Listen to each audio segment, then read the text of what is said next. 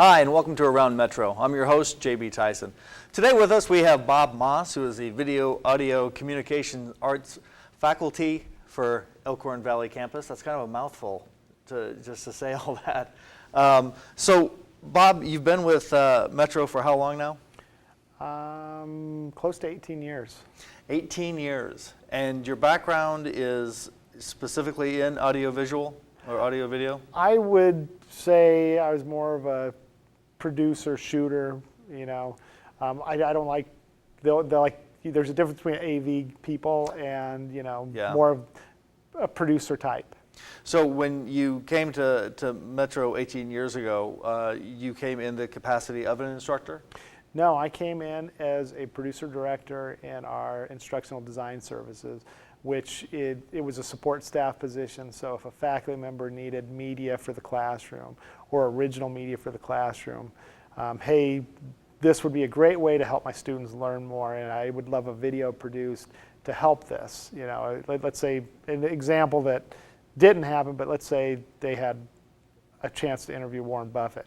Is he going to be able to come every quarter? Heck no. But you know, if we could do a little thing and that you could use for the next 6 years with a nice production value, that'd be a great example. Now, was that stationed at the Elkhorn Valley campus? Yeah, our IDS department used to be based out of the Elkhorn Valley campus. And I would say probably about 3 years after I started, half the department moved to the Fort campus. And then we were kind of a satellite office because all the video studios, the audio studios, and all the video equipment was out here. So they left me out here with a couple other people. So when you started out as a, you know, basically the technical aspect of it, and your background is in broadcasting and communications, did you find it difficult to transition from that professional working with the faculty to working just with students? No. It's two different worlds. I mean, the teaching side and the producing side, I was teaching the students what I used to do. You know, I teach them, you know, how I used to produce, what I did at the TV station, how I edited, you know. So they, as the program started with a full-time instructor again, they got a lot of me. And as the program grows, I'm starting to bring in a lot more experience where we have too many classes for me to teach everything, but when I first started, I taught everything. So I haven't taught script writing in years because I would say that would be one of my weaknesses. So I have 3 people that teach script writing now. Charlie Kogar, Lindsay Trapnell, and then JB Tyson, you. Right. Yeah. Which I think that helps the program grow because I get out of my weaknesses and I get to teach more of my strengths where I'm bringing stronger people in to teach those things. Well, let's talk about the weaknesses as far as I don't think you really have any in the audio video department, but I'm wondering as far as the progression goes, as far as where you started out 20 years ago and with the instructors. I mean, did you always have just one full-time instructor? Actually, when I was a producer director, we had no full-time instructors teaching video and audio production. When it first started, it was under photography, and Gary Downing taught the video side of things, and he had a broadcast background, but he got interested in other things, so he built our EIG program, our electronic imaging graphics. So he still had his hand in video. So between him moving and me starting full-time, there's probably 8 to 10 years or more that the program was run by part-time faculty that had other jobs in the college. So, it ran, but there wasn't a lot of growth.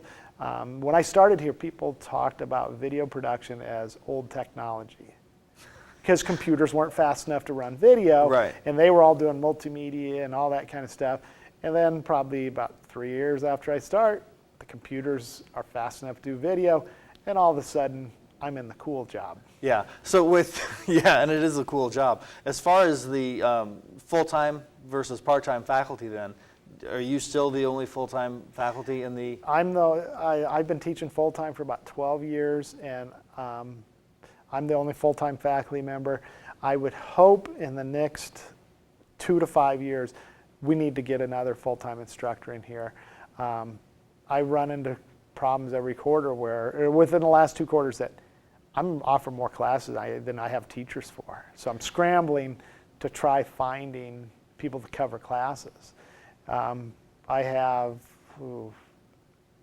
5 or 6 part-timers that are teaching at least 1 to 2 classes a quarter, mainly 2 classes a quarter. Do you find filling those part-time positions easier now because of Omaha? Because Omaha is now getting to be having a nice reputation for filmmakers. Alexander Payne is one that pops into my head. It would, the part-timers I have, I've kind of met through, and there's like a trust thing that I need to go out and find some people with more professional experience that can come in and bring it into the classroom. So that's a problem that I have not looked as hard as I need to find, the future part-timers that are going to help the program grow. And that's where I think we need another full-time instructor in here. Again, talk about weaknesses. I'm not a good organizer, so if I could find somebody to work with my strengths and find that organizer to really push the program further ahead, I think I've done a great job doing it, but the program could use a lot more organizational skills. Like my strengths are people and getting along with people, so where I get along with students, great, the program has grown. That I think they know that I know my stuff and there's a good trust relationship. But it'd be nice to have that person, let's do this, this, and this, and we're going to do it on this time Right. scale, instead of, this is what I want to do, and I say that year to year, and I never get to it. Do you see a lot of growth in the program from when you started 18 years ago to today? Yeah, because the technology's changed. A lot of students want to be filmmakers, and I would say 10 to 15 years ago, you couldn't afford to be a filmmaker. Now you can go buy a $50 camera and, in theory, make a film. Yeah. And 2 million people might see it on YouTube, and somebody might pick you up. You never know. Right. And do you have a lot of students interested in the process of filmmaking? I know there's a big call right now for the screenwriting class. I would say the majority of our students want to be filmmakers. And the reality of the program is we are an old broadcast program.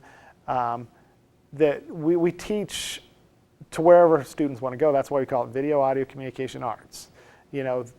I think that we give them a broad, spectrum of an education, and they can kind of see if they want to go into broadcast, if they want to follow their dreams to be a filmmaker, if they want to be an entrepreneur and start their own production company.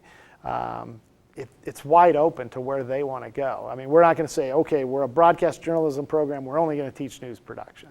We're going to teach sports production. It's kind of, hey, if a student comes to me and says they want to do sports, hey, let's really direct your projects that way. If you want to be a filmmaker, hey, let's direct your projects that way. So you're really focused on the student and their wants and their desires, their needs for their future. So you kind of curtail their classes geared towards exactly what they want to do. Mm-hmm. Do you think that's a unique thing that Metro does that other colleges that don't do that? I would say that's a strength of ours. A great example I have is we had a 3D student here that got a 3D degree, and the EIMA people have to take video classes, so he took an audio class, fell in love with audio production. So he got a 3D degree, or an EIMA degree. He got a video degree because he liked that. Went to UNO, got into their communications area and did radio, and he's in his second professional job as a radio announcer. Okay. And that's through our program. And you were that stepping stone. Mm-hmm. Well, I wish you very much luck in the future. I think you have an amazing program here. I think you have some great students, and they have just a lot of potential. So thank you very much for being with us today. I really appreciate you taking the time out of your very busy schedule since you're the only full-time instructor. And thank you for it's my pleasure. The interview today. That's it for Around Metro today. I'm your host, J.B. Tyson, and I would like to thank Bob Moss again, who is the Video, Audio, Communications Arts faculty here at Elkhorn Valley Campus. And tune in next week. Thank you very much.